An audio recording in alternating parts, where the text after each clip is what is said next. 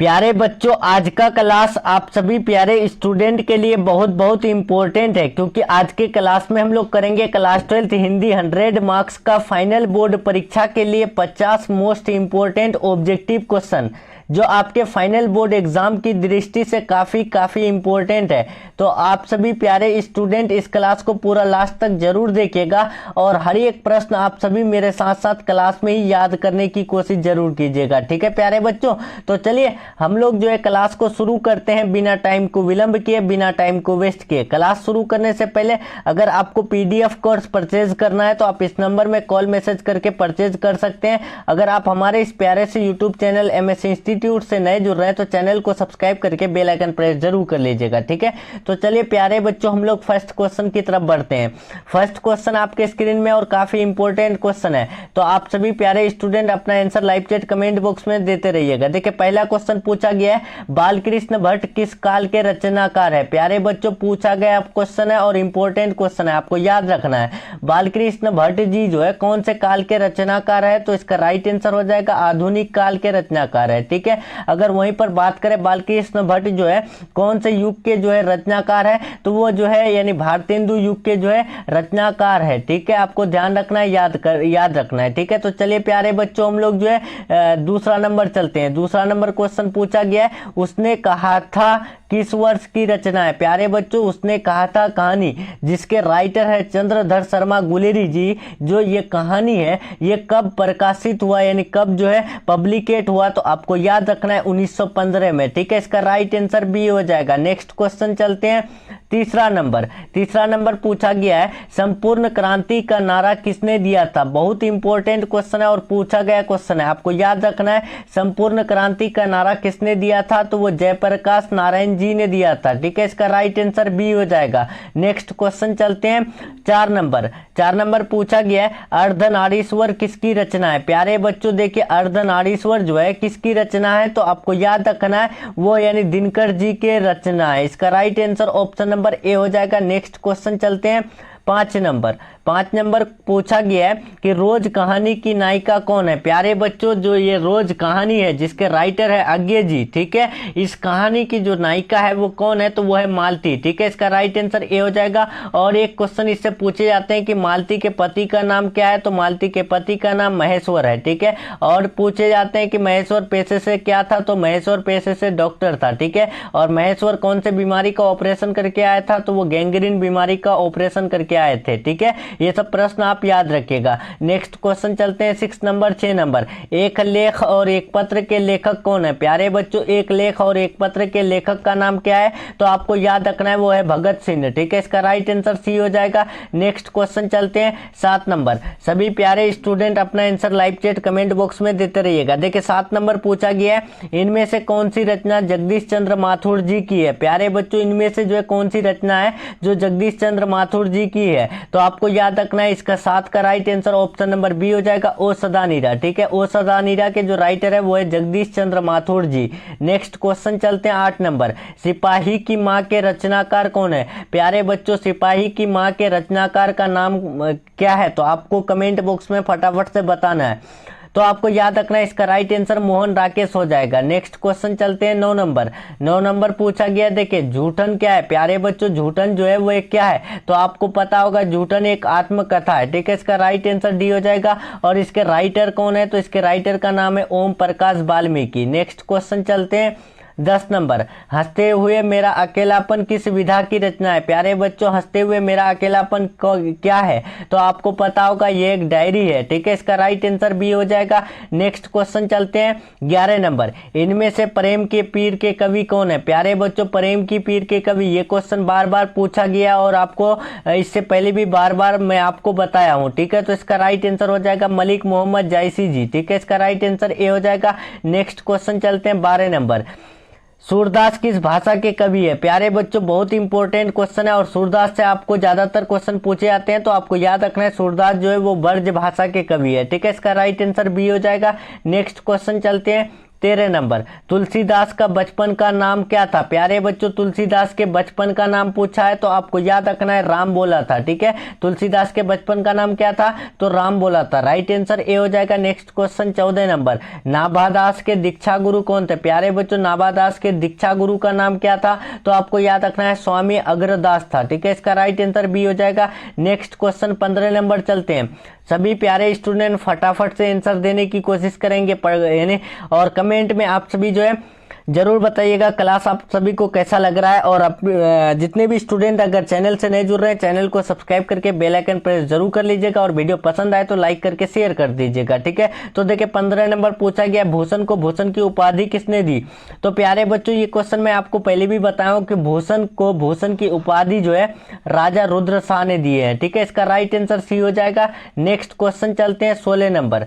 16 number पूछा गया है, तुमुल कोलाहल कलह में किसकी रचना है? प्यारे बच्चों, तुमुल कोलाहल कलह में जो रचना है वो किसकी रचना है? तो आपको याद रखना है 16 का राइट आंसर हो जाएगा जयशंकर प्रसाद। ठीक है, इसका right answer option number D हो जाएगा। नेक्स्ट क्वेश्चन चलते हैं 17 नंबर। 17 नंबर बहुत इंपॉर्टेंट क्वेश्चन है, आपको याद रखना है कि पुत्र वियोग किसकी रचना है? प्यारे बच्चों, पुत्र वियोग जो रचना है वो किसकी रचना है? तो आपको याद रखना है, इसका राइट आंसर ए हो जाएगा, सुभद्रा कुमारी चौहान की रचना है। ठीक है, और इनका जो पैदाइश यानी ये जो है कहाँ पर जन्म हुए हैं? तो ये इलाहाबाद उत्तर प्रदेश में हुए। ठीक है, ये भी आप याद रखना है। नेक्स्ट क्वेश्चन चलते हैं 18 नंबर।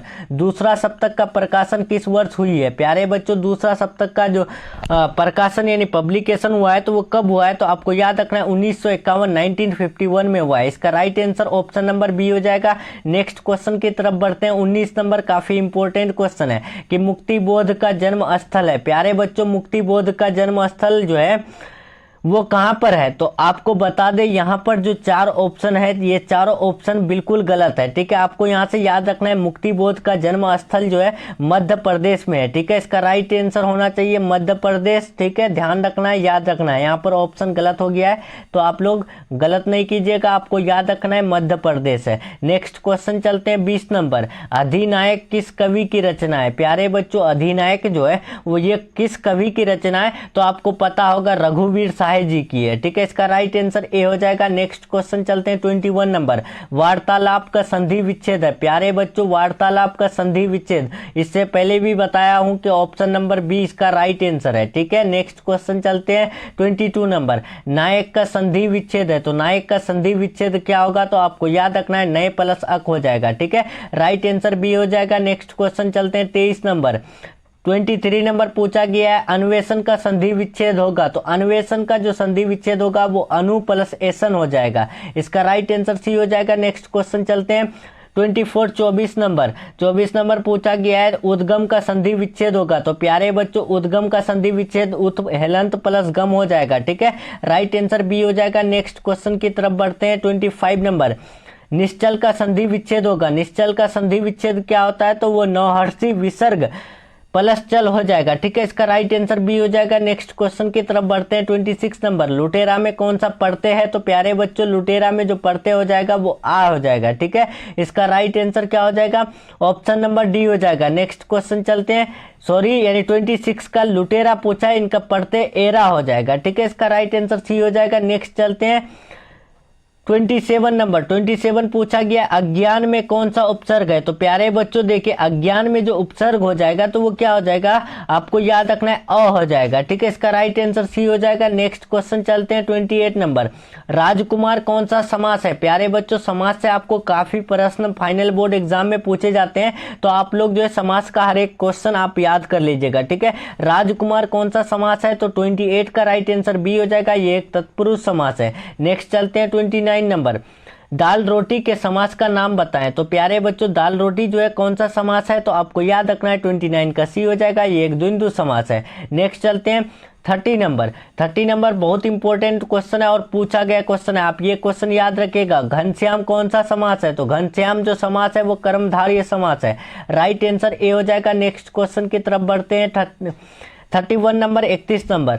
चौराहा कौन सा समास है? तो प्यारे बच्चों, चौराहा कौन सा समास हो जाएगा? तो 31 का आपको याद रखना है, इसका राइट आंसर सी हो जाएगा, कर्मधार समास है। नेक्स्ट चलते हैं 32 नंबर, पीताम्बर कौन सा समास है? तो ये क्वेश्चन इससे पहले ही बता चुका हूं कि पीताम्बर जो है एक बहुव्रीहि समास है। राइट आंसर बी हो जाएगा। नेक्स्ट चलते हैं 33 नंबर, सर का पर्यायवाची शब्द है। प्यारे बच्चों, सर का पर्यायवाची शब्द क्या होता है? तो आप लोग अगर यहाँ 4 ऑप्शन देखेंगे तो बिल्कुल गलत है। सर का जो है ऑप्शन होता है यानी यहाँ पर होना चाहिए माथा, ठीक है। इसका राइट आंसर होना चाहिए ऑप्शन नंबर बी। नेक्स्ट चलते हैं 34 नंबर, अनुराग का विलोम है। तो प्यारे बच्चों, अनुराग का विलोम क्या होगा? विलोम हम लोग उल्टा शब्द को बोलते हैं, तो अनुराग का विलोम हो जाएगा विराग, ठीक है। राइट आंसर बी हो जाएगा। नेक्स्ट चलते हैं 35 नंबर, अध का विपरीतार्थक शब्द है। प्यारे बच्चों, अध का विपरीतार्थक शब्द क्या होता है? तो आपको याद रखना है 35 का राइट आंसर डी हो जाएगा, इति हो जाएगा। नेक्स्ट चलते हैं 36 नंबर, कृष्ण का विलोम है। कृष्ण का उल्टा क्या होता है? तो शुक्ल हो जाएगा। राइट आंसर सी हो जाएगा। ये सब क्वेश्चन मैं इससे पहले भी आपको बता चुका हूँ। 37 चलते हैं, अस्थावर का विलोम है। प्यारे बच्चों, अस्थावर का विलोम क्या होगा? स्थिर, जंगम, सरल, बड़ा। तो आपको याद रखना है अस्थावर का जंगम हो जाएगा। Right answer B. Next question चलते हैं 38 नंबर, नर का विपरीतार्थक शब्द है। प्यारे बच्चों, नर का विपरीतार्थक शब्द क्या हो जाएगा? तो याद रखना है राइट आंसर डी हो जाएगा, नारी हो जाएगा। नेक्स्ट क्वेश्चन चलते हैं 39 नंबर, स्तुति का विलोम है। प्यारे बच्चों, स्तुति का जो विलोम होता है वो निंदा होता है, ठीक है। इसका राइट आंसर ए हो जाएगा। नेक्स्ट क्वेश्चन चलते हैं 40 नंबर, फटाफट से आप लोग आंसर देने की कोशिश करेंगे। संध्या का विलोम है। प्यारे बच्चों, संध्या जो है हम लोग शाम को बोलते हैं और प्रातः को हम लोग सुबह बोलते हैं, ठीक है। तो राइट आंसर बी हो जाएगा। नेक्स्ट क्वेश्चन चलते हैं 40 नंबर, शिव का उपासक कहलाता है। तो प्यारे बच्चों, शिव का उपासक शैव कहलाता है। राइट आंसर बी हो जाएगा। नेक्स्ट क्वेश्चन चलते हैं 42 नंबर, अपने पैरों पर खड़ा होना मुहावरे का अर्थ है। प्यारे बच्चों, अपने पैरों पर खड़ा होना मतलब कि स्वावलंबी होना, ठीक है। इसका राइट आंसर बी हो जाएगा। नेक्स्ट क्वेश्चन चलते हैं 43 नंबर, आसमान टूटना मुहावरे का अर्थ है। प्यारे बच्चों, आसमान टूटना मुहावरे का अर्थ क्या होता है? तो आपको बता दें, अचानक से मुसीबत आ जाना, ठीक है। राइट आंसर बी हो जाएगा।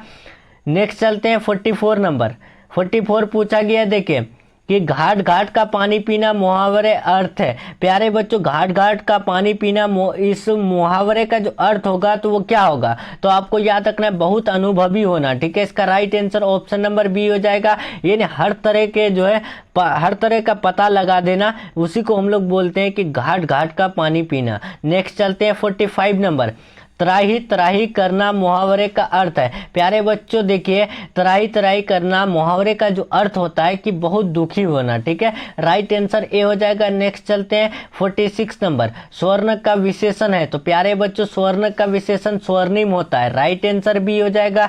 नेक्स्ट चलते हैं 47 नंबर, जगत का विशेषण है। प्यारे बच्चों, जगत का विशेषण क्या होता है? जगन, जगदीश, जगतिक या फिर जो है जग। तो आपको याद रखना है जगत का विशेषण जो होता है वो जागतिक होता है। राइट आंसर सी हो जाएगा। नेक्स्ट क्वेश्चन चलते हैं 48 नंबर, दिन का विशेषण है। प्यारे बच्चों, दिन का विशेषण क्या होता है? तो आपको याद रखना है दिन का विशेषण दैनिक होता है। इसका राइट आंसर बी हो जाएगा।